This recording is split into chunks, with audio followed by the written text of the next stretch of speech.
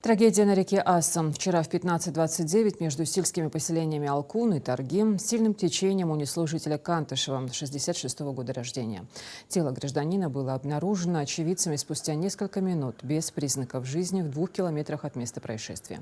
Второй звонок поступил накануне в 22:25 в дежурную смену Главного управления МЧС России по республике о том, что в Карабулакском городском пруду утонул мужчина. В результате поисково-спасательных работ тело мужчины было обнаружено в воде без признаков жизни. По оперативным данным, с начала года у нас на водных объектах Республики Ингушетия утонуло 4 человека, из них 1 ребенок.